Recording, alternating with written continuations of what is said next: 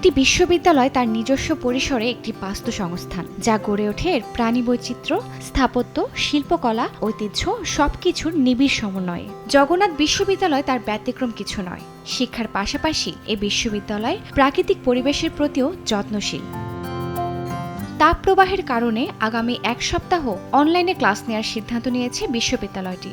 এতে বন্ধ থাকবে বিশ্ববিদ্যালয় ক্যান্টিন। তাই খাদ্য সংকটে পড়া ক্যাম্পাসে থাকা কুকুর বিড়ালের জন্য প্রতিদিন খাবারের ব্যবস্থা করতে নির্দেশ দিয়েছেন উপাচার্য অধ্যাপক ডক্টর সাদেকা হালিম। এর আগে ঈদের ছুটিতেও কুকুর বিড়ালের জন্য প্রতিদিন খাবারের ব্যবস্থা করা হয়। জগন্নাথ বিশ্ববিদ্যালয়ের শিক্ষার্থীরা সবসময় উদার ও মানবিক হওয়ার চেষ্টা করে। তারা ক্যাম্পাস খোলা থাকার সময় তারা তাদের খাবারের উচ্ছিষ্ট থেকে এইসব বোবা ও অসহায় প্রাণীদের মাঝে খাবার বিতরণ করে। ক্যাম্পাস বন্ধ থাকায় আমাদের যে VC ma'am Sadeka Halim ma'am যে উদ্যোগটি নিয়েছে এটা আসলে অসাধারণ এবং প্রশংসার দাবিদার। আমরা জগন্নাথ বিশ্ববিদ্যালয়ের সাধারণ শিক্ষার্থীর পক্ষ থেকে ম্যামকে ধন্যবাদ জানাই। যেহেতু খুব গরম পড়েছে এবং তীব্র তাপদাহে আমাদের ক্যাম্পাসও খুব বন্ধ দিয়ে দিয়েছে, তো এই অবস্থায় আমাদের জীবজন্তু অবশ্য খাবার পাচ্ছে না। তো আমাদের ভিসি ম্যামটা অবশ্যই এটা ভালো উদ্যোগ নিয়েছে। তাদের অতিরিক্ত গরমের জন্য বা ক্যাম্পাস বন্ধ থাকায় যে আমরা যে খাবার খাচ্ছি না সেটা আমরা বাইরে ফেলাচ্ছি, ওরা পাচ্ছেও না, এই জন্য আর কি ম্যাম এই উদ্যোগটা নিচ্ছে। আনলিমিটেড লাইফ চলুক গ্রামীণ ফোনের মান্থলি প্ল্যানে, এক প্ল্যানে 1 মাস।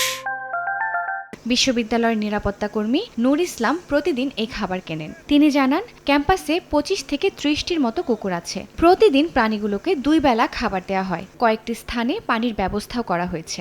সোয়াবের উদ্দেশ্যে দিতে আসি যে মনে করেন নিজে দিলে একটা সোয়াব হইব। এর মনে করেন যে এটা তো বোবা জিনিস, এটা তো কোনো কথা বলতে পারে না। আমরা তো মনে করেন ফেটা বগলার কইতে পারি যে আমাকে খানার দরকার আছে, কুত্তো তার বলতে পারে না, বোবা জিনিস, প্রাণী জিনিস। মনে করেন এটা দিলে আমার নিজের একটা স্বভাব আছে। আর আমার এমনি মনে করেন যে আমি আরও স্বভাব উদ্দেশ্যে দিতে আসি কোন কারণে যে মনে করেন বিসি মহাদেব বলছে। আর উদ্দেশ্য হইলো আমার যে মনে করেন ওয়াইফ নেই, মারা গেছে, 3টা বাচ্চা ফেলাইয়া আমার ওয়াইফ মারা গেছে। আমি মনে করি এই উদ্দেশ্যে যে স্বভাবের উদ্দেশ্যে আমি এই কাজটা করতে হবে। করোনাকালীন সময় থেকে ক্যাম্পাসের অসহায় প্রাণীগুলোকে খাবার দিয়ে আসছেন নূর ইসলাম।